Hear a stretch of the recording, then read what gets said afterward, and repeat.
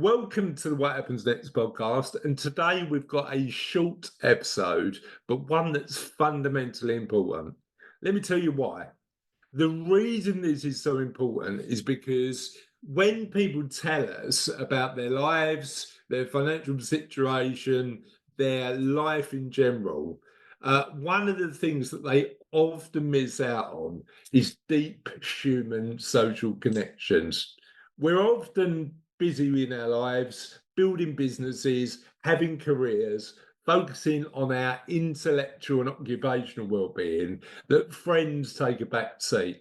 And all the evidence points to the fact that social well-being is really, really important.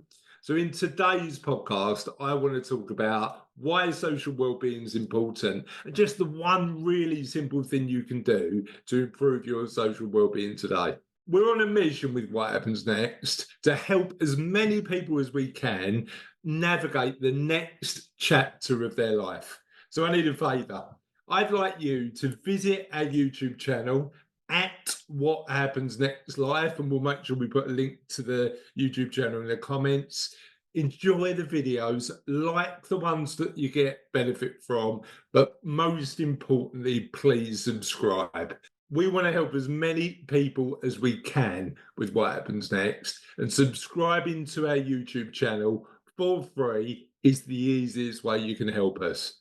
So this week, I've been doing a lot of writing for the What Happens Next book. One quick thing before I tell you the story about social well-being. If you'd like to be on the waiting list for the book and get one of the first ever copies of What Happens Next when it comes out, including a link to an invite to an event, a launch party that we're going to be running, we'll put a link, click on there, join the waiting list, no obligation to buy it, but you'll be the first to know when the book comes out. We'd love for you to get one of the first copies, hopefully a signed one if you want, and we'd love for you to do that. So please click on the link to do that. So I'm doing a lot of writing at the minute for the book. I'm thinking about social well-being and how it fits into the transition we make in our life, particularly in our 50s and 60s, when we're thinking about what happens next.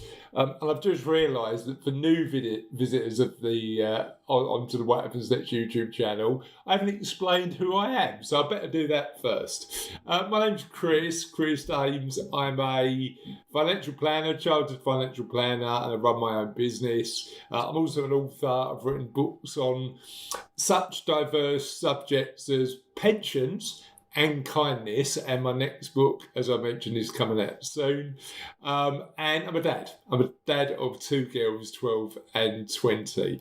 But one of the subjects that I've been fascinated about, particularly because so many of my clients are going through this transition at the minute, is preparing both intellectually, emotionally, and from a well-being perspective with that next chapter in our life when we think about our 50s and 60s, selling our business or moving away from our main career, whatever that looks like, and thinking about what's next. If this is the first time you've listened to What Happens Next, welcome to the show.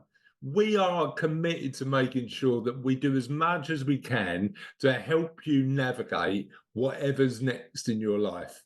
And there's a home for What Happens Next, whathappensnext.life. We'd love for you to visit the site.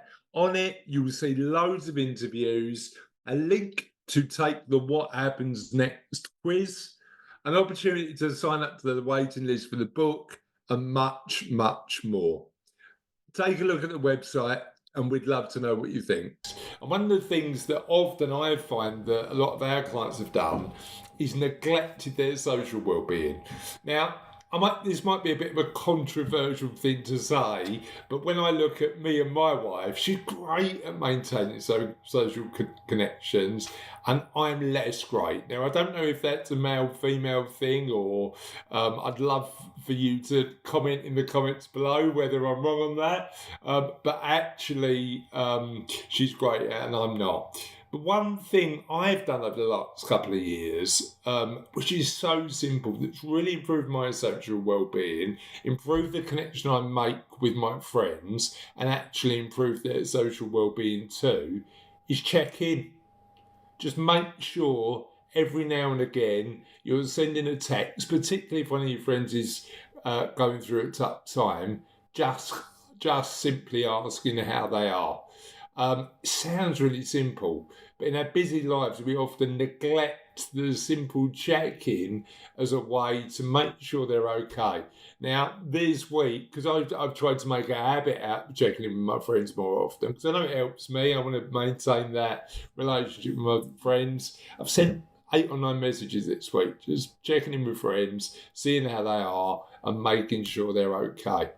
I'd love to know how often you check in now, link below in the comments, but also if you do start checking, how it goes. So feel free to put a link in the comments below. We would love to find out what that does for your social well-being. Have a lovely day, and we'll see you on What Happens Next soon. Thanks for listening to the What Happens Next podcast. I hope you found today's episode really insightful. And what I'd like you to do now is take action to work out where you are from a well-being perspective, from your own well-being, when you're thinking about what happens next in your life. Now, what we've done is designed something that allows you to do that really quickly and easily. And that's the What Happens Next quiz.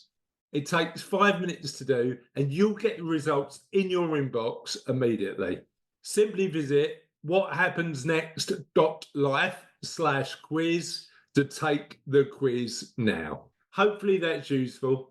Next week, we've got the legend that is Product Mystery, exploring how we change and navigate what happens next in our lives, particularly when we're going through a process of identity change. See you next week for that episode. Have a lovely week, and thank you for listening to What Happens Next.